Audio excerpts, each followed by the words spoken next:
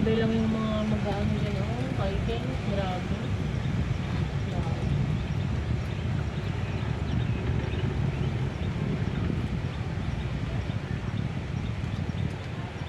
Ano na nasa dito pag walking na yun.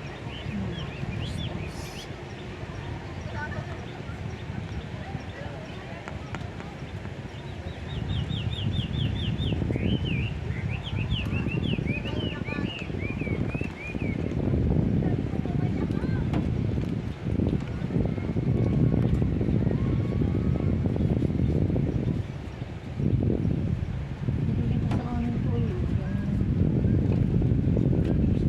Papuntang Stanley na yun.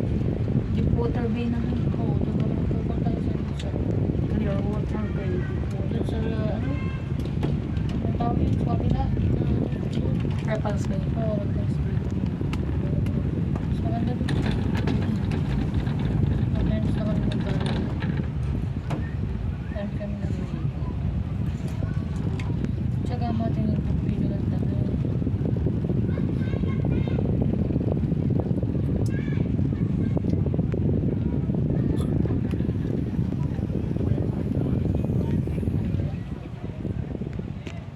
Mas grabe yun, mga building doon sa last ng ano. Pero pag nandun ka, parang hindi sa taas. Tsaka marami na sigurong bilihan. Oo. Lahat naman ng ano dito meron. Pero sa amin, may palengke kami doon, pero hindi yung talagang katulad ng one chime, mga ganun. Oo, yung maliit lang. Malit na South Horizon.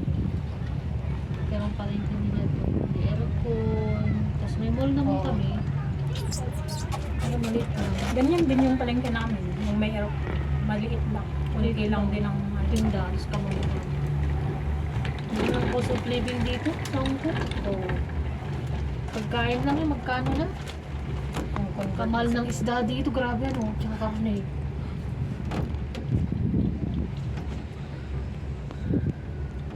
Sa madam ko, laging takot maubusan na yung stock nila. Yung puno yung freezer namin ng mga iba't ibang karne. Diyos ko po, weekly nagpapadeliver.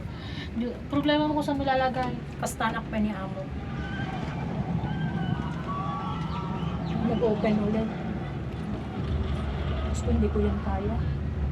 I tried that one last time, and then 1 week I cannot wake up Like, because this busy.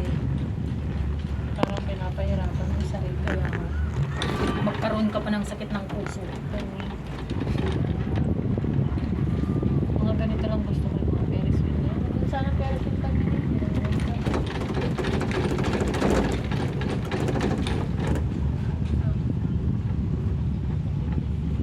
Hindi rin gaano maganda yung version nila doon. Kung gaano kabagal yung nasa central, mas mabagal pa yun. Ferris wheel lang pa ang maganda ng North, I mean, dun sa Pilipinas. yung MOA. Sa MOA. Mga ano nila.